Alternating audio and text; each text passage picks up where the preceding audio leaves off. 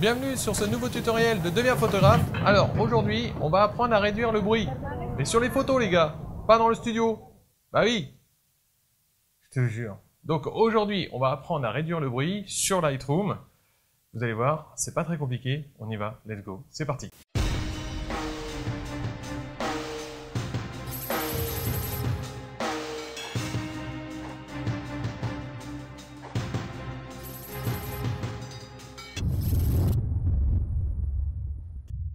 Donc je vous le disais en introduction, aujourd'hui nous allons apprendre à réduire le bruit. Vous allez voir, rien de très compliqué sur Lightroom, c'est assez facile. Je vais repartir des photos que j'ai fait en fait lors du dernier tutoriel pour le bruit. Sur ce tutoriel-là, quand nous avons travaillé sur le bruit, vous vous souvenez, quand on a regardé s'il était plus avantageux de monter les ISO dès la prise de vue ou le faire en fait en post-traitement. Donc je vais partir de ces photos-là et je vais partir de la plus désastreuse évidemment, pour regarder ce que l'on peut faire. Alors, ce tutoriel-là, c'est sur Lightroom, j'en ai un autre qui est fait sur Camera Raw et j'en ai un autre qui est fait sur Photoshop. Donc, la réduction du bruit. Si on regarde ici, si on zoome sur l'écran, vous voyez ici, comme on disait, j'ai du bruit de luminance et du bruit de chrominance. Alors, pour des questions plus simples, les puristes m'excuseront, mais on parlera de bruit de lumière et bruit de couleur. Donc, bruit de couleur, en fait, ou chrominance si vous préférez. Le bruit de couleur ici, vous voyez que sur l'écran ici, on voit apparaître pas mal de points rouges, verts, bleus qui sont anormales, puisque normalement, je vous rappelle, sur la partie à ISO 100, on avait ceci, c'est-à-dire vraiment 0,0 bruit au niveau de l'écran.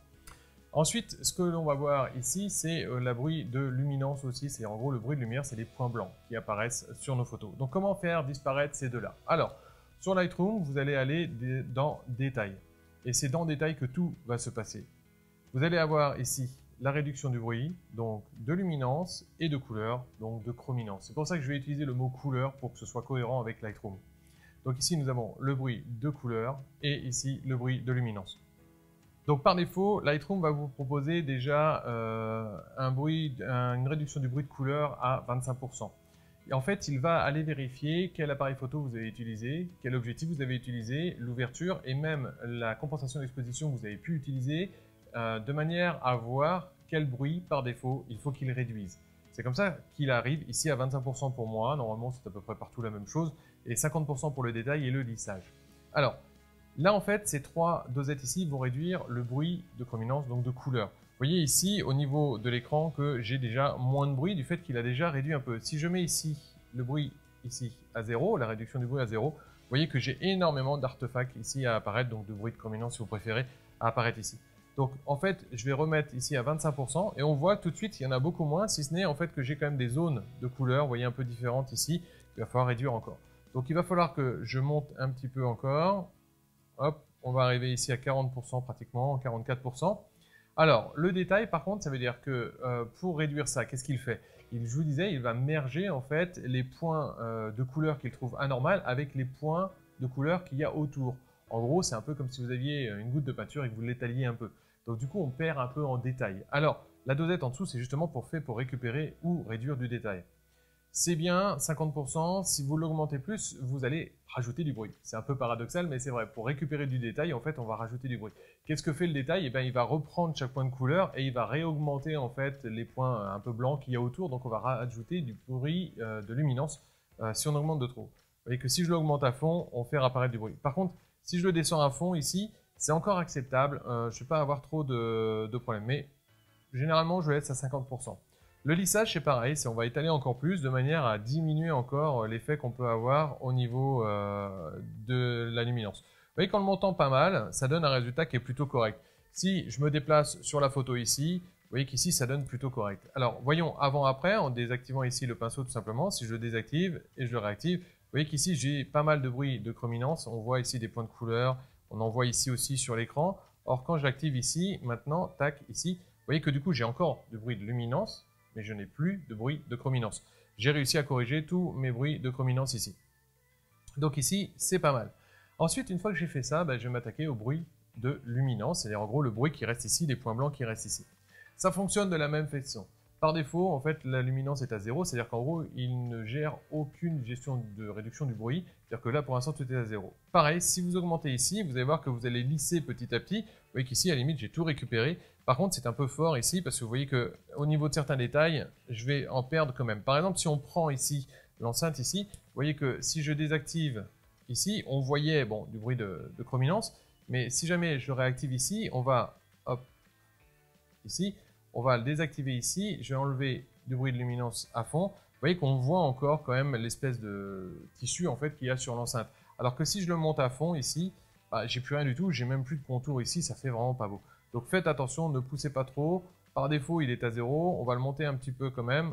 Voilà, ici, moi, ça me paraît à peu près acceptable. Vous voyez que je perds un petit peu en détail, mais pas trop. Alors justement, le détail, bah, c'est pareil que tout à l'heure.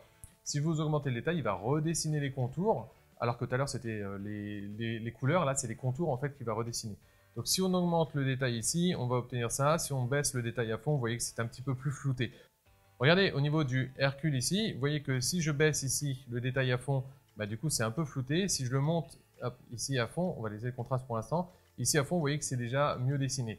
Alors du coup, par défaut, il le met à 50. Moi, je suis assez d'accord avec ça. Je le laisse à généralement 50. Alors les contrastes, c'est pareil. Les contrastes, c'est quoi? Je vous disais l'autre jour, quand on était ici dans les réglages de base, dans ce tutoriel-là, que si vous jouiez avec comment s'appelle la clarté, ici, il gérait en fait, il augmentait ou baissait la clarté dans les tons médians. Ben, en fait, la clarté ici, ça va avec les contrastes, sauf que les contrastes, c'est sur tous les tons. Donc, les tons, c'est quoi? C'est ce qui va dessiner en fait vos contours. Si par exemple, j'augmente les contrastes, j'ai un bord noir, un bord blanc, si j'augmente les contrastes, le noir va devenir plus noir, le blanc va devenir plus blanc. Donc, on va mieux distinguer le contour en fait. Bien, c'est exactement ça. Donc ici, faites attention, pareil. Généralement, moi, je laisse à 0. Si vous augmentez un peu trop les contrastes, ça risque de trop se voir. On va diminuer un peu ici la photo. Voilà, pour regarder. Vous voyez qu'ici, ça risque de trop se voir. Donc faites attention quand même un petit peu à vos contrastes. N'augmentez pas trop. Généralement, je suis entre 25-30% maximum. On va dire, généralement en dessous, même souvent, je le laisse à 0. Donc une fois que ça c'est fait, bah, normalement, le bruit, on l'a réduit au maximum. Alors maintenant, regardons. Si on regarde ici, vous voyez, ça c'est avant. Ça, c'est après la modification. Vous voyez la différence est quand même assez importante. Marissa, vous voyez qu'on a toujours le détail de la tapisserie, par exemple, qui est derrière. Par contre, on a encore pas mal de bruit ici. Alors, le problème, c'est ça, c'est que je pourrais récupérer plus de bruit ici, en augmentant ici la récupération au niveau de la luminance. Le seul problème, c'est que vous voyez que ça commence à faire un peu flouter. Là, voilà, là, à la limite, c'est nickel. Derrière, par contre, vous voyez que j'ai des petits détails qui ne sont pas nickel. Si on va sur des trucs comme, par exemple, le téléphone ici, on a quelque chose de correct. Ici, au niveau de la règle aussi, à la limite, on peut monter à ce niveau-là. Ça fait quelque chose d'à peu près correct sur cette photo-là, en fait, ici. Quoiqu'ici, on a quand même des petites aberrations. Vous voyez, ici, on le voit hein, sur la tapisserie, il y a quand même des aberrations. Donc faites attention, moi, je ne le monte pas autant quand même, parce que sinon, on va perdre un peu. Vous voyez la tapisserie derrière, comment là, j'ai des aberrations. Là, j'en ai plus, mais par contre, c'est très bruité. Donc on va faire entre les deux. Voilà, ici. Du coup, forcément, il va me rester un peu de bruit sur mon écran ici. Alors, dans ces cas-là, ce que vous pouvez faire, c'est à la limite prendre un pinceau. Je vais vous le faire juste sur un petit morceau de l'écran pour aller un petit peu plus vite. C'est que vous allez prendre ici un pinceau ici. Vous allez grossir ici votre pinceau. Et ce que vous allez faire, donc je vais augmenter ici le contour progressif. On va le laisser à 50% à peu près. Le débit à 100% et la densité à 100%. Regardez, si jamais je prends ici, alors évidemment, là pour l'instant, il est en train de m'éclaircir l'écran. Donc forcément, on le voit.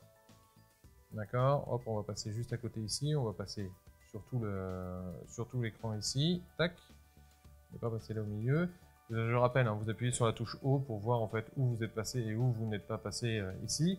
Sur la touche Alt pour, excusez-moi, sur la touche Espace pour pouvoir vous déplacer dans l'écran. Vous appuyez sur la touche Espace, vous restez la touche Espace appuyée pour pouvoir vous déplacer dans l'écran. Dans l'écran, je parle dans la photo, pas dans l'écran de la photo ici. Je parle dans la photo, hein, excusez-moi. Vous pouvez vous déplacer dans la photo. Donc vous pouvez faire ça comme ça ici, tac. On regarde où on était passé jusque là. Ici, voilà, donc on a encore le petit contour là ici. Allez, comme ça ici, j'ai fait le contour, j'ai fait mon écran ici. Donc ce que je vais faire, je reviens ici à 0, hop, on va refaire un peu ici. Voilà. Ici en fait ce que je vais faire, CTRL Z déjà parce que j'ai été un peu loin. On va réduire ici la taille de mon pinceau, voilà. Ici, voilà. Donc, ce que je vais faire ici, c'est que je vais appuyer sur O déjà. Je vais vous faire voir quelque chose. Je vais zoomer donc dessus en appuyant sur la touche espace. Vous voyez que j'ai du bruit ici. Déjà, je vais remettre ici à 0. Voilà. Et ici, en fait, vous avez ici bruit. Donc, pareil, vous allez réduire le bruit. Si vous augmentez ici, vous voyez, ça c'est la gestion du bruit. Si jamais je baisse ici, je vais baisser en fait que sur mon écran. Du coup, bah, je ne vais pas toucher ce qu'il y a autour. Donc c'est pas mal, ça donne un résultat plutôt correct. Ici, hop, on réduit. Vous voyez que ça donne quelque chose d'assez correct. Donc vous pouvez le faire aussi avec le pinceau, partie par partie. Vous pouvez mettre un pinceau bien plus petit pour des plus petites parties si vous voulez. Mais en gros, voilà ce qu'on arrive à obtenir sur Lightroom. C'est pas très compliqué, je vous disais. On va y arriver assez rapidement. Je vous disais, après c'est juste, voilà, si vous voulez dessiner plus de contours, bah, créez des pinceaux et vous faites avec vos pinceaux, comme ça vous pouvez diminuer en fait ou augmenter vous pouvez diminuer ou augmenter le bruit partie par partie sur vos photos. D'accord? Donc ici on va enlever ça, tac, voilà. Sur une tapisserie c'est assez facile à enlever ce genre de choses, pour la bonne raison, c'est que du coup, voilà, il prend à côté. Vous voyez ici, donc voilà. Donc j'ai ma photo ici finale. Au niveau du bruit, ben, au niveau de la chrominance et de la luminance, luminance, il en reste un tout petit peu sur l'écran, mais c'est vraiment minime. Alors ici, il en reste, c'est pour ça qu'il faudrait que je dessine aussi un pinceau là, et puis que du coup, ben, hop, je passe comme tout à l'heure ici. Donc au lieu d'augmenter, évidemment, la lumière ici, on va augmenter, hop, on remet ici la lumière à 0, et on va augmenter ici le bruit, la gestion du bruit, plus exactement, on va pas augmenter le bruit, on va augmenter la gestion du bruit ici. Donc voilà, on peut faire ça. Ensuite, pour finir, si vous voulez, vous pouvez revenir en fait, donc je range le pinceau, vous pouvez revenir ici sur les détails et jouer avec le gain au niveau de la netteté. C'est-à-dire que je vous disais tout à l'heure, le problème du bruit, c'est que de toute façon, il n'y a pas de miracle. Tout ce que vous allez récupérer au niveau du bruit, souvent vous allez le perdre au niveau du piqué. Comme je vous disais, en fait, ce qui fait ni plus ni moins, il étale. Alors, c'est des logiciels maintenant de plus en plus intelligents, évidemment, mais ça étale quand même, donc on perd au niveau de la qualité du piqué. Donc, ce que l'on peut faire, c'est essayer de ramener un peu au niveau du gain ici, d'augmenter un petit peu le gain ici. Alors, vous voyez que j'ai un point d'exclamation ici. Vous n'avez peut-être pas ça. Donc, en fait, c'est parce que si vous cliquez sur la flèche ici, vous l'avez ici en miniature, l'écran. Alors, vous voyez que pour vous déplacer comme ça, c'est pas évident. Par contre, ce que vous pouvez faire, c'est activer l'outil ici. On le voit, hein, et vous voyez qu'il passe en blanc ici. Et ici, c'est une croix. Et vous voyez que du coup, sur la fenêtre à côté, je vais pouvoir choisir exactement où je veux. Mais sauf que je trouve ça vraiment petit. Vous voyez, là, j'ai cliqué à côté du fait que je fais ça avec la main droite alors que je suis gaucher. Donc, j'ai cliqué ici, voilà. On peut se déplacer comme ça. Du coup, si vous dites après, mince, il faut que je travaille de l'autre côté, bah, vous revenez ici, vous cliquez là-dessus. D'accord? Donc, c'est comme ça qu'on peut le faire. Sauf que moi, je trouve ça vraiment, réellement petit. Et pour travailler dessus, c'est pas évident. Donc, ce que je fais, c'est que je plie ici la fenêtre.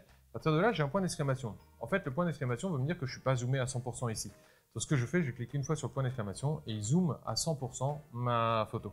Donc ici, je vois bien les choses. Et puis en plus, sur un grand écran, c'est plus facile que de faire sur un petit écran. Donc, vous voyez qu'ici, donc, on a récupéré pas mal de bruit. Voilà comment ça se passe. On peut récupérer un peu au niveau de la netteté ici. Si on veut récupérer un petit peu, on va augmenter un tout petit peu la netteté parce qu'elle était quand même extrêmement bruitée. Vous vous souvenez au niveau du masquage, j'appuie sur la touche Alt ici, et quand je clique sur le masquage ici, je vais pouvoir en fait récupérer ici. Donc ce que je veux, c'est redessiner vraiment juste les contours. Donc pour ça, en fait, vous voyez, j'augmente pas mal ici le masquage, c'est-à-dire en gros, ça ne va travailler, le gain et le rayon là, que j'ai choisi, ne vont travailler que sur là où on voyait en blanc tout de suite avec le masquage. Vous voyez, si j'appuie ici avec le masquage ici, vous voyez que ici, voilà, je ne travaille que sur le contour et non pas sur la partie interne de la photo. Si par exemple je reprends ici mon écran, vous voyez que si je regarde ici au niveau du masquage, voilà, vous voyez que je ne travaille pas pratiquement sur dedans, mais vraiment derrière. Alors je récupère un petit peu plus pour récupérer justement l'arrière, la tapisserie ici. Donc pareil, faites attention, ne poussez pas trop non plus, sinon vous risquez d'avoir des choses un petit peu bizarres qui vont arriver. Donc voilà comment on peut récupérer ici. Alors le détail c'est pareil, vous voyez qu'ici j'amplifie les contours, là je les diminue. J'amplifie les contours, je les diminue. C'est toujours pareil pour le détail, c'est toujours la même chose, ça fonctionne toujours de la même façon. Donc faites, donc là par défaut il est à 25, on va augmenter un tout petit peu, je suis à 29, mais pas beaucoup plus parce que ça abîme énormément la photo. Par exemple, je vous déconseille d'augmenter le détail si vous travaillez sur des portraits avec des cheveux. Ça va abîmer énormément la structure des cheveux. Donc vous voyez que c'est pas très compliqué, donc je travaille toujours le bruit de chrominance, c'est-à-dire de couleur d'abord.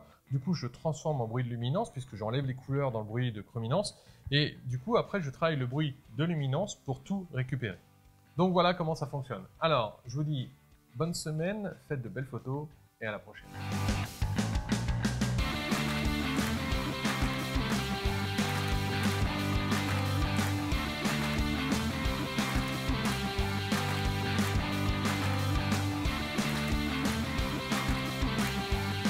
Donc ici, au niveau de la luminance, je vais y arriver, et de la chrominance j'y arrive bien, luminance moins quand même, luminance un peu moins. Alors, le problème du bruit au niveau...